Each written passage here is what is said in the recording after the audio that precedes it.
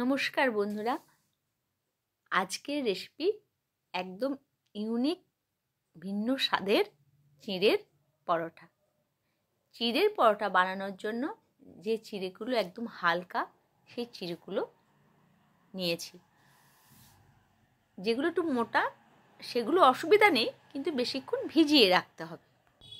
চিঁড়েগুলোকে আমি ভালো করে বেছে নিয়ে ধুয়ে 1 ঘন্টা ভিজিয়ে রেখেছিলাম, তাহলে বেশি করে নরম হয়ে যাবে।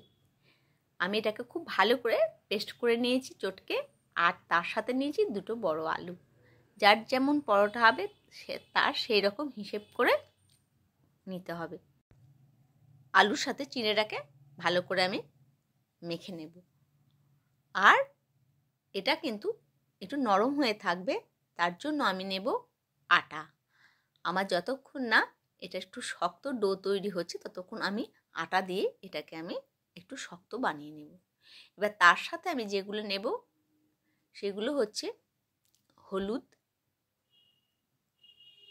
আর নেব, আর এটা কালারফুল হবে, পরোটা খুব ভালো লাগবে দেখতে আর খেতেও খুব টেস্টি হবে, কাশ্মীরি লঙ্কার গুঁড়ো, স্বাদ অনুযায়ী নুন,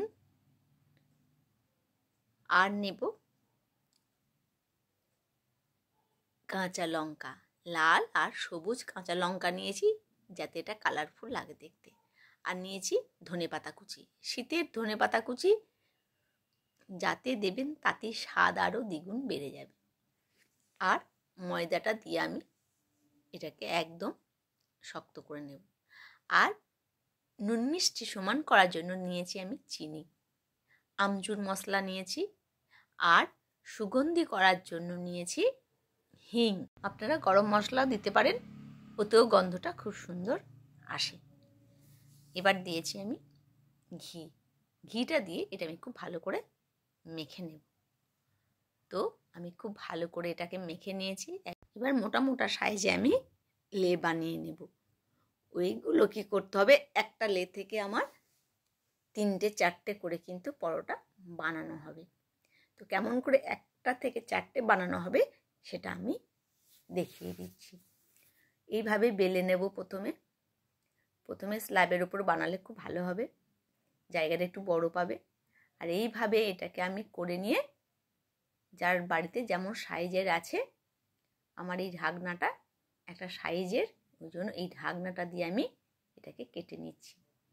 এবার ওপর থেকে হালকা আটা দিয়ে আর একটুখানি গোল করেও বানানো যাবে, কিন্তু এতে লঙ্কা কুচি ধনেপাতা আছে তো এটা ফুটো হয়ে যাবার চান্স থাকে, ওই জন্য বেশি কিছু না করাই ভালো, হালকা হাতে বেলে নেওয়াই ভালো। এইভাবে একটা একটা করে আমি পরোটাগুলো গোল গোল করে কেটে নিয়েছি। আর যে এক্সট্রা অংশটা পড়ে থাকছে সেইটা দিয়ে আবার একটা পরোটা বানানো হয়ে যাচ্ছে। এইভাবে আমি পরোটাগুলোকে বানিয়ে নিলাম। তো এত সুন্দর চিঁড়ে দিয়ে আমরা তো পকোড়া বানাই, সেগুলো কিন্তু করকরে একটু শক্ত হয়, কিন্তু এই পরোটাটা এত নরম আর সফট হয়। আমি করে আগে খেয়েছি, ভালো লেগেছে খুব বলে আপনাদের সাথে এটাও আমি শেয়ার করে দিলাম। এইভাবে এপিট ওপিট করে নেওয়ার পরে তেল দিতে পারে, আমি তেল দিয়ে করেছি, আপনারা ঘি দিতেও পারেন। তো এইভাবে এপিট ওপিটে ভালো করে তেল লাগিয়ে আমি কিন্তু এটা সেঁকে নিলাম। এইভাবে আমি একটা একটা করে পরোটাগুলো বানিয়ে নিলাম। তো এইভাবে চিঁড়ের পরোটাগুলো আমি বানালাম, খুব সুন্দর খেতেও হয়েছিল আর দেখতেও খুব সুন্দর হয়েছে। তো এইভাবে আপনারা চিঁড়ের পরোটা বানিয়ে খান। ভালো থাকবেন, সুস্থ থাকবেন। দেখা হবে আবার পরবর্তী ভিডিওতে। নতুন বন্ধু হলে চ্যানেলটি সাবস্ক্রাইব করে আমার পাশে থাকার অনুরোধ রইল।